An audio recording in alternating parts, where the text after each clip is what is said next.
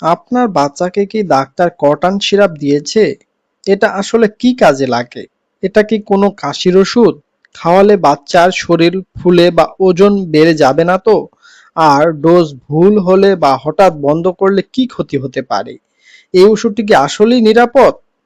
আজকাল ইন্টারনেটে cotton syrup নিয়ে এই প্রশ্নগুলো মানুষ সবচেয়ে বেশি সার্চ করে।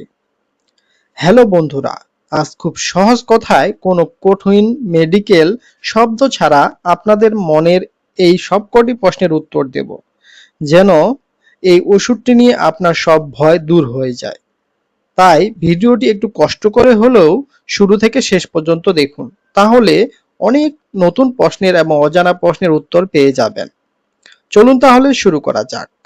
ভিডিওটি শুরু করার আগে আপনি যদি আমাদের চ্যানেলে নতুন দর্শক হয়ে থাকেন, তাহলে এই ধরনের ইনফরমেটিভ এবং সচেতনতামূলক ভিডিও সবার আগে পেতে চ্যানেলটি সাবস্ক্রাইব করে পাশে থাকা বেল আইকনটি অল করে দিন। এখন প্রথমে একটা বড় ভুল ধারণা পরিষ্কার করে জানুন। কটন কি কাশির ওষুধ? একদমই না।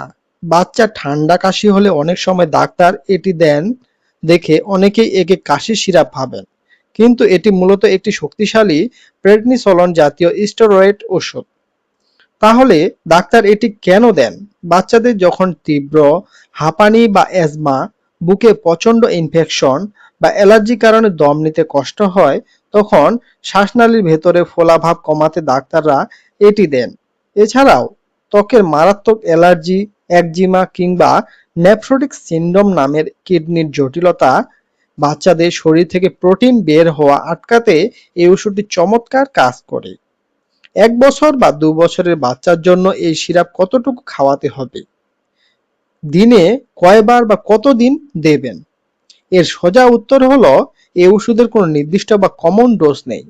বাচ্চার বয়স দেখে নয়, বরং বাচ্চার নিখুঁত ওজন এবং তার রোগটা কতটুকু গুরুতর তার উপর ভিত্তি করে ডাক্তাররা এর ডোজ ঠিক করে থাকেন। তাই কোনো ফার্মেসি বা ইন্টারনেটের কথায় বাচ্চার ডোজ ঠিক করবেন না। এটি খাওয়ানোর সবচেয়ে বড় নিয়ম হলো, কখনোই খালি পেটে দেওয়া যাবে না। সবসময় বাচ্চাকে ভরা পেটে, মানে ভারী কোনো খাবার বা বুকের দুধ খাওয়ানোর পর এই ওষুধ দেবেন। তা না হলে বাচ্চার পেটে ব্যথা বা গ্যাসের সমস্যা হতে পারে।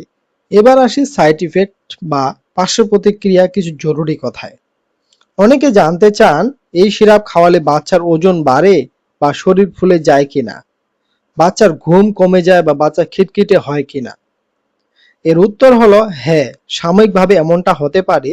স্টেরয়েডের ওষুধ শরীরে কিছুটা পানি জমায় এবং বাচ্চার ক্ষুধা অনেক বাড়িয়ে দেয়, যার কারণে শরীর একটু ফোলা লাগতে পারে, বাচ্চা কিছুটা চঞ্চল বা খিটখিটে হতে পারে এবং রাতে ঘুমাতে একটু কষ্ট হতে পারে। তবে ডাক্তাররা সাধারণত এই ওষুধটা ৩ থেকে ৭ দিন একটা কোর্স দিয়ে থাকেন। এতে কম সময়ের ভয়ের কিছু নেই। এটা পুরোপুরি নিরাপদ। কিন্তু একটা কথা মাথায় গেঁথে রাখুন, এই ওষুধ খাওয়াতে খাওয়াতে হুট করে নিজের ইচ্ছায় বন্ধ করা যাবে না। ডাক্তারের নিয়ম অনুযায়ী ডোজ আস্তে আস্তে কমিয়ে তারপর বন্ধ করতে হয়। হঠাৎ বন্ধ করলে বাচ্চার শরীর মারাত্মক দুর্বল হয়ে পড়তে পারে। ওষুধ খাওয়ানোর পর বাচ্চা বমি করলে কি করবেন? ওষুধ দেওয়ার ১৫ থেকে ২০ মিনিটের মধ্যে যদি সব বমি করে বের করে দেয়, তবে বাচ্চাকে শান্ত করে কিছুক্ষণ পর পুরো ডোজটি আরেকবার দিন। কিন্তু যদি ওষুধ খাওয়ানোর ৩০ মিনিট বা ১ ঘন্টা পর বমি করে, তবে আর নতুন করে দেওয়ার দরকার নেই, কারণ ওষুধ ততক্ষণে শরীরে শোষিত হয়ে গেছে। আরেকটি অদ্ভুত প্রশ্ন অনলাইনে দেখা যায়, জিম বা বডি বিল্ডিং এর জন্য, মানে মোটা হওয়ার জন্য কি এই সিরাপ খাওয়া যাবে? খবরদার, ভুলেও এই কাজ করবেন না। এটি বডি বিল্ডিং এর স্টেরয়েড নয়। ওজন বাড়ানোর জন্য এটি খেলে লিভার, কিডনি, হার্ট এবং হাড়ের চিরস্থায়ী ক্ষতি হয়ে যেতে পারে। সর্বশেষ, দাম আর বিকল্প কি ওষুধ আছে? ইনসেপ্টা ফার্মাসিউটিক্যাল লিমিটেডের এই কটন 50 ml সিরাপের বর্তমান দাম হচ্ছে ৬৫ টাকা। বাজারে এর বিকল্প হিসেবে আছে রেনেটা কোম্পানির ডেল্টাসন, এসিআই কোম্পানির সোলন এবং জিসকা কোম্পানির প্রেডিপ্রেট। ডাক্তাররা যেভাবে লিখেছেন ঠিক সেইভাবে নিয়ম মেনে এই ওষুধটি বাচ্চার জন্য সম্পূর্ণ নিরাপদ। বাচ্চার যত্ন নিন, ভালো থাকুন।